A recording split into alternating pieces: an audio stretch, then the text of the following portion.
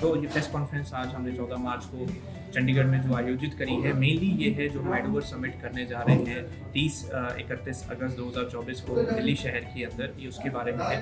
तो adverse summit जो है, ये जो समिट हम करने वाले हैं, इसके अंदर हम देश भर से, भारत देश से और दुनिया भर के अलग अलग देशों से जो यूनिवर्सिटीज़ हैं, एकेडमिक प्रोफेशनल्स हैं, इंडस्ट्री प्रोफेशनल्स हैं, फाउंडर्स हैं, पॉलिसी मेकर्स हैं, गवर्नमेंट मिनिस्टर्स हैं और गवर्नमेंट लीडरशिप है, उन सबको हमने इनवाइट किया है ताकि वो एक मंच पे इकट्ठे हों और जो आने वाला अगला 10 साल 20 साल का जो फ्यूचर है एजुकेशन का, उसके ऊपर वो वार्तालाप कर सके और डिसाइसिव एक्शन जो है उसकी चर्चा हो सके। और सबसे बड़ी जो इसमें खासियत जो मैं बताना चाहूँगा कि इसके अंदर दुनिया के 600 से ज़्यादा जो एक्सपर्ट्स हैं अपने अलग अलग एजुकेशन फील्ड्स के, इंडस्ट्री के, वो सब यहाँ पे जो है मौजूद होंगे और ये बहुत बड़ी एक अपॉर्चुनिटी होगी इंडियन एकेडमिया के लिए, इंडियन जो है इंडस्ट्री के लिए, ताकि वो इकट्ठी हो सके। क्योंकि इंडिया के अंदर एकेडमी और इंडस्ट्री है, उसका जो कॉम्बिनेशन है, उनका साथ आना बहुत ज़रूरी है। तो एडवर्स समिट वो मंच उनको प्रोवाइड करेगा इन 2 दिनों में, जहाँ पे हम बहुत सारे MOUs और एग्रीमेंट होते हुए भी देखने वाले हैं। बताया कि इंडिया के अंदर अभी बहुत सारे जो है चेंजेस आ चुके हैं ऑलरेडी और आने वाले हैं, क्योंकि अब नेशनल एजुकेशन पॉलिसी 2020 जो है वो लागू हो चुकी है, 2020 के अंदर जो लागू हुई थी। मैं बहुत जो है करीब से नेशनल एजुकेशन पॉलिसी के ऊपर काम कर रहा हूँ। मैंने इंडिया के अलग अलग प्रांतों में जाके बात करी है, चांसलर्स, वाइस चांसलर्स के साथ, इवन स्कूल्स के अंदर मैंने प्रिंसिपल्स के साथ बात करी है। और फ़ॉरेन में तो मेरा एक्सपीरियंस रहा है, पिछले 15 साल से मैं दुनिया का हर कंट्री ऑलमोस्ट देख चुका हूँ, वहाँ के एजुकेशन सिस्टम को समझ चुका हूँ। तो मेरे नज़रिए में जो सबसे बड़ा डिफरेंस है कि हमारा, जो मैंने बताया कि एक तो इंडस्ट्री और एकेडमिक्स, इन दोनों का जो कनेक्शन है वो अभी भी बहुत हाई लेवल पे बनना बाकी है।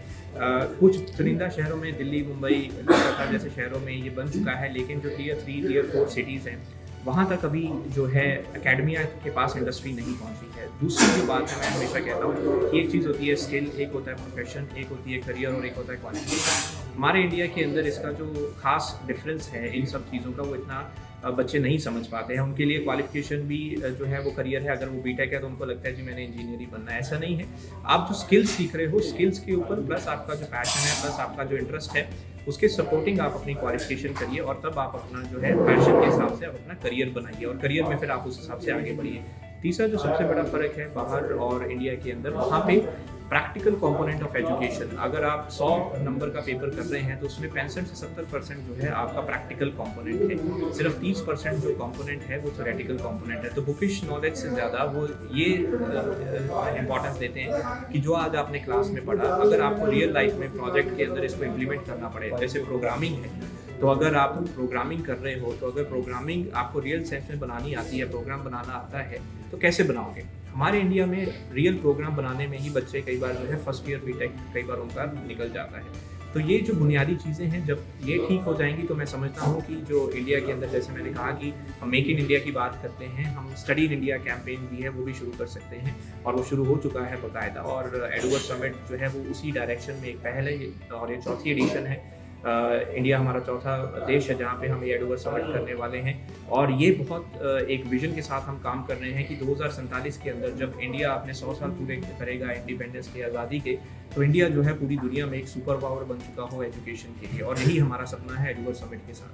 ਜਿਹੜੇ ਸਾਡੇ 2024 ਦੇ ਜਿਹੜੇ 4 ਐਡੀਸ਼ਨ ਨੇ ਸਮਿਟ ਦੇ, ਉਹਨਾਂ ਨੂੰ ਮੈਂ ਸ਼ੁਰੂਆਤ 'ਚ ਦੱਸ ਦਿੰਦਾ। ਸੋ ਸਭ ਤੋਂ ਪਹਿਲਾਂ ਜਿਹੜਾ ਅਸੀਂ ਕੀਤਾ ਸੀ ਉਹ ਅਸੀਂ ਅਫਰੀਕਾ ਦੇ ਲਈ ਕੀਤਾ ਸੀ, ਕੰਟੀਨੈਂਟਲੀ। ਉਹ ਅਸੀਂ ਕੀਤਾ ਸੀ ਨਾਈਜੀਰੀਆ ਦੇਸ਼ ਦੇ ਵਿੱਚ, ਲੇਗੋਸ ਸ਼ਹਿਰ ਦੇ ਅੰਦਰ 15 ਫਰਵਰੀ 2024 ਨੂੰ। ਸੋ ਉਸ ਸਮਿਟ ਦੇ ਵਿੱਚ 150 ਤੋਂ ਜ਼ਿਆਦਾ ਇੰਡਸਟਰੀ ਦੇ professionals, university professionals, government representatives, ਉਹਨਾਂ ਨੇ ਸ਼ਿਰਕਤ ਕੀਤੀ। ਸਭ ਤੋਂ ਵੱਡੀ ਜਿਹੜੀ ਉਪਲਬਧੀ ਸੀ ਸਾਡੇ ਲਈ ਜੋ ਐਡਵਰਸ ਸਮਿਟ ਲਈ ਸੀ, ਉਹ ਇਹ ਸੀ ਕਿ ਨਾਈਜੀਰੀਆ ਦੀ 210 ਯੂਨੀਵਰਸਿਟੀਜ਼ ਦੇ ਜਿਹੜੇ ਰਿਪਰੈਜ਼ੈਂਟੇਟਿਵਸ ਨੇ ਉਹ ਉੱਥੇ ਮੌਜੂਦ ਸੀਗੇ। ਸੋ ਜਦੋਂ ਅਸੀਂ ਕਿਸੇ ਵੀ ਕੰਟਰੀ ਦੀ ਗ੍ਰਾਸ ਰੂਟ ਲੈਵਲ ਐਜੂਕੇਸ਼ਨ ਦੇ, ਜਦੋਂ ਅਸੀਂ ਉਹਨਾਂ ਦੇ ਐਜੂਕੇਸ਼ਨ ਇੰਸਟੀਟਿਊਸ਼ਨਸ ਨੂੰ ਪਾਲਿਸੀ ਮੇਕਰ ਦੇ ਨਾਲ ਜਾਂ ਗਵਰਨਮੈਂਟ ਦੇ ਰਿਪਰੈਜ਼ੈਂਟੇਟਿਵਸ ਦੇ ਨਾਲ ਕਨੈਕਟ ਕਰ ਦਿੰਦੇ ਹਾਂ, ਪਲੱਸ ਜਿਹੜਾ ਸਭ ਤੋਂ ਇੰਪੋਰਟੈਂਟ ਕੰਪੋਨੈਂਟ ਮੈਂ ਹਮੇਸ਼ਾ ਕਹਿੰਦਾ ਇੰਡਸਟਰੀ ਦੇ ਨਾਲ ਕਨੈਕਟ ਕਰ ਦਿੰਦੇ ਹਾਂ, ਤੇ ਐਡਵਰਸ ਨਾਈਜੀਰੀਆ ਉਹ ਪਲੈਟਫਾਰਮ ਸੀਗਾ। ਸੋ ਉਹਦਾ ਜਿਹੜਾ ਸਭ ਤੋਂ ਵੱਡੀ ਉਪਲਬਧੀ ਇਹ ਰਹੀ ਹੈ ਕਿ ਹੁਣ ਉੱਥੇ ਕਈ ਸਾਰੇ ਇੱਦਾਂ ਦੇ ਪ੍ਰੋਜੈਕਟਸ ਜਿਹੜੇ ਹੈ, ਸਕਿਲਿੰਗ ਪ੍ਰੋਜੈਕਟਸ ਹੈ, ਡਿਵੈਲਪਮੈਂਟ ਪ੍ਰੋਜੈਕਟਸ ਹੈਗੇ, ਐਜੂਕੇਸ਼ਨ MOUs ਹੈ ਜਿਹੜੇ ਇਨੀਸ਼ੀਏਟ ਹੋ ਗਏ ਨੇ ਐਡਵਰਸ ਸਮਿਟ ਤੋਂ ਬਾਅਦ। ਬਹੁਤ ਸਾਰੇ ਜਿਹੜੇ ਉੱਥੇ ਐਜੂਕੇਸ਼ਨ ਕੰਸਲਟੈਂਟਸ ਨੇ, ਹਾਈ ਸਕੂਲ ਕਾਉਂਸਲਰਸ ਨੇ, ਕਰੀਅਰ ਕਾਉਂਸਲਰਸ ਨੇ, ਉਹ ਸਾਰੇ ਹੁਣ ਸਾਡੀ ਕਮਿਊਨਿਟੀ ਦੇ ਵਿੱਚ ਆ ਕੇ ਜੁੜ ਗਏ ਨੇ ਤੇ ਉਹ ਚਾਹੁੰਦੇ ਨੇ ਕਿ ਐਡਵਰਸ ਸਮਿਟ ਦੇ ਥਰੂ ਜੋ ਉਹਨਾਂ ਨੂੰ ਫੈਸਿਲਿਟੀਜ਼ ਅਵੇਲੇਬਲ ਹੈ, ਨੌਲੇਜ ਜਿਹੜੀ ਉਹਨਾਂ ਨੂੰ ਨਹੀਂ ਮਿਲ ਪਾਉਂਦੀ ਸੀ ਨਾਈਜੀਰੀਆ ਵਰਗੇ ਸ਼ਹਿਰ ਦੇ ਵਿੱਚ, ਕੰਟਰੀ ਦੇ ਵਿੱਚ। ਸੋ ਨਾਈਜੀਰੀਆ ਹਾਈਲੀ ਪੋਪੂਲੇਟਡ ਕੰਟਰੀ ਹੈਗਾ ਅਫਰੀਕਾ ਦੇ ਵਿੱਚ, ਸੋ ਰਿਸੋਰਸਿਸ ਥੋੜ੍ਹੇ ਘੱਟ ਹੈਗੇ ਉੱਥੇ। ਲੇਕਿਨ ਜੇ ਐਡੂਵਰਡ ਸਮਿਟ ਵਰਗੀ ਸਮਿਟਸ ਉੱਥੇ 2-3 ਵਾਰ ਹੋ ਜਾਣ ਤਾਂ ਜੋ ਉੱਥੋਂ ਦਾ ਮੈਨੂੰ ਫੀਡਬੈਕ ਮਿਲਿਆ ਹੈ ਉਪਲਬਧੀ ਦੇ ਤੌਰ ਤੇ ਉਹ ਹੈਗਾ ਕਿ ਉਹ ਪੂਰਾ ਗ੍ਰਾਸਰੂਟ ਲੈਵਲ ਤੇ ਹੀ ਕੰਟਰੀ ਜਿਹੜਾ ਹੈਗਾ ਉਹ ਅਪਲਿਫਟ ਹੋ ਜਾਏਗਾ। ਦੂਸਰਾ ਐਡੀਸ਼ਨ ਸਾਡਾ ਸੀਗਾ ਬ੍ਰਾਜ਼ੀਲ। ਸੋ ਬ੍ਰਾਜ਼ੀਲ ਵੀ ਇੱਕ ਬਹੁਤ ਪਪੂਲਰ ਕੰਟਰੀ ਹੈ ਦੁਨੀਆ ਦੇ ਵਿੱਚ। ਅਸੀਂ 12 ਮਾਰਚ 2 ਦਿਨ ਪਹਿਲਾਂ ਹੀ ਅਸੀਂ ਉਹ ਸਮਿਟ ਕੰਪਲੀਟ ਕੀਤਾ ਹੈ। ਬਹੁਤ ਸਕਸੈਸਫੁਲ ਸਾਡਾ ਸਮਿਟ ਰਿਹਾ। ਸਾਓ ਪਾਉਲੋ ਸ਼ਹਿਰ ਦੇ ਅੰਦਰ ਅਸੀਂ ਕੀਤਾ ਤੇ ਉਹਦੇ ਵਿੱਚ ਵੀ ਸਾਨੂੰ ਇੰਡਸਟਰੀ ਦੀ ਸਪੋਰਟ ਸੀਗੀ, ਗਵਰਨਮੈਂਟ ਦੀ ਸਪੋਰਟ ਹੈ, ਲੀਡਿੰਗ ਐਜੂਕੇਸ਼ਨ ਪ੍ਰੋਫੈਸ਼ਨਲਸ ਦੀ ਸਪੋਰਟ ਹੈਗੀ ਹੈ। ਸੋ ਬ੍ਰਾਜ਼ੀਲ ਦੇ ਵਿੱਚ ਜਿਹੜੀ ਐਜੂਕੇਸ਼ਨ ਹੈਗੀ ਹੈ ਉਹ ਲੈਂਗੁਏਜ ਐਜੂਕੇਸ਼ਨ ਹੈ। So Brazil is a language market ਹੈ, ਪਰ ਜਿੱਦਾਂ ਇੰਡੀਆ ਹਾਇਰ ਐਜੂਕੇਸ਼ਨ ਮਾਰਕੀਟ ਹੈ ਉਹ ਲੈਂਗੁਏਜ ਮਾਰਕੀਟ ਹੈ। ਸੋ ਅਸੀਂ ਉਹਦੇ ਵਿੱਚ ਵੀ ਐਜ਼ ਅ ਕੈਟਲਿਸਟ ਐਕਟ ਕੀਤਾ ਹੈਗਾ। ਸੋ ਬ੍ਰਾਜ਼ੀਲ ਦੇ ਵਿੱਚ ਵੀ ਆਪਾਂ ਐਜੂਕੇਸ਼ਨ ਪ੍ਰਮੋਸ਼ਨ ਨੂੰ ਲੈ ਕੇ ਬਹੁਤ ਵੱਡੇ ਤੌਰ ਤੇ ਅਸੀਂ ਜਿਹੜਾ ਕੰਮ ਕਰ ਰਹੇ ਹਾਂ। ਸੋ ਸਭ ਤੋਂ ਵੱਡੀ ਖਾਸੀਅਤ ਬ੍ਰਾਜ਼ੀਲ ਦੀ ਹੈ ਜਿਹੜਾ ਸਾਡਾ ਸਮਿਟ ਸੀ ਉਹ ਸਿਰਫ ਬ੍ਰਾਜ਼ੀਲ ਤੱਕ ਸੀਮਿਤ ਨਹੀਂ ਸੀ, ਉਹ ਪੂਰੇ ਲੈਟਿਨ ਅਮਰੀਕਾ ਰੀਜਨ ਦੀ ਸੀਗਾ। ਸੋ ਉਹਦੇ ਵਿੱਚ ਬ੍ਰਾਜ਼ੀਲ ਆ ਗਿਆ, ਮੈਕਸੀਕੋ ਆ ਗਿਆ, ਪੇਰੂ ਆ ਗਿਆ, ਕੋਲੰਬੀਆ ਆ ਗਿਆ। ਇਹ ਸਾਰੇ ਕੰਟਰੀਜ਼ ਵੀ ਜਿਹੜੇ ਹੈਗੇ ਉਹ ਤੋਂ ਪ੍ਰਭਾਵਿਤ ਹੋਣਗੇ ਤੇ ਇਹ ਤੋਂ ਨਾਲ ਫਿਰ ਅੱਗੇ ਕਨੈਕਟਡ ਓਬਵੀਅਸਲੀ ਯੂਐਸ ਤੇ ਕੈਨੇਡਾ ਤਾਂ ਹੈ ਹੀ ਹੈ। ਤੀਸਰਾ ਐਡੀਸ਼ਨ ਸਾਡਾ ਹੋਣ ਜਾ ਰਿਹਾ 2 ਤੋਂ 4 ਜੂਨ ਨੂੰ, ਉਹ ਹੈਗਾ ਕੈਨੇਡਾ ਦੇ ਵਿੱਚ, ਵੈਨਕੂਵਰ ਦੇ ਵਿੱਚ, ਜਿਹਦੇ ਵਿੱਚ ਅਗੇਨ ਗਵਰਨਮੈਂਟ ਦੇ ਰਿਪਰੈਜ਼ੈਂਟੇਟਿਵਸ ਜਿਹੜੇ ਆ ਰਹੇ ਨੇ, ਮੈਂਬਰ ਪਾਰਲੀਮੈਂਟ ਕੈਨੇਡਾ ਦੇ ਆ ਰਹੇ ਨੇ, leader of the official opposition party ਆ ਰਹੇ ਨੇ, ਫਿਰ ਜਿਹੜੀ ਲੀਡਿੰਗ ਯੂਨੀਵਰਸਿਟੀਜ਼ ਨੇ, ਚਾਹੇ ਉਹ ਕੁਆਂਟਲੈਂਡ ਪੋਲੀਟੈਕਨਿਕ ਯੂਨੀਵਰਸਿਟੀ ਹੈ, ਕੈਪਲਾਨੋ ਯੂਨੀਵਰਸਿਟੀ ਹੈ, ਲੈਂਗਰਾ ਕਾਲਜ ਹੈ, ਟ੍ਰਿੰਟੀ ਵੈਸਟਰਨ ਯੂਨੀਵਰਸਿਟੀ ਹੈ। ਕੈਨੇਡਾ ਦੇ ਉਹ ਜਿਹੜੇ ਹੈਗੇ ਸ਼ੈਕਸ਼ਨਿਕ ਸੰਸਥਾਨ ਨੇ ਜੋ ਕਿ ਬਹੁਤ ਉੱਚੇ ਮੰਨੇ ਜਾਂਦੇ ਨੇ, ਇਹਨਾਂ ਦੇ ਵੀ ਜਿਹੜੇ ਨੁਮਾਇੰਦੇ ਨੇ, ਰਿਪਰੈਜ਼ੈਂਟੇਟਿਵਸ ਨੇ, ਉਹ ਜਿਹੜੇ ਹੈਗੇ ਉੱਥੇ ਮੌਜੂਦ ਹੋਣਗੇ।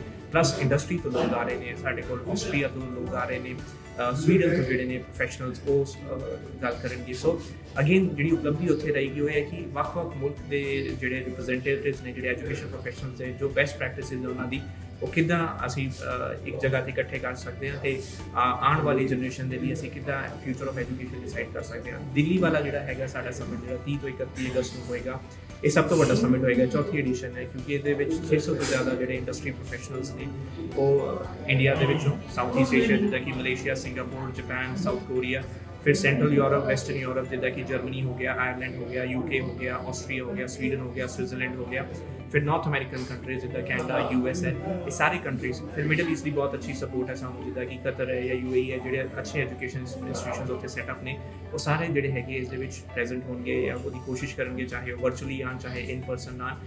ਤੇ ਅਲਟੀਮੇਟਲੀ ਸਾਡਾ ਏਮ ਇਹੀ ਹੈ ਕਿ ਇੱਕ ਐਸਾ ਪਲੇਟਫਾਰਮ ਤਿਆਰ ਕੀਤਾ ਜਾਵੇ ਐਡੂਵਰਡ ਸਮਿਟ ਦੇ ਜ਼ਰੀਏ ਜਿਹਦੇ ਵਿੱਚ ਚਾਹੇ ਉਹ ਇੰਡੀਅਨ ਇੰਸਟੀਟਿਊਸ਼ਨ ਹੈ, ਚਾਹੇ ਉਹ ਫੋਰਨ ਇੰਸਟੀਟਿਊਸ਼ਨ ਹੈ, ਚਾਹੇ ਗਵਰਨਮੈਂਟ ਹੈ,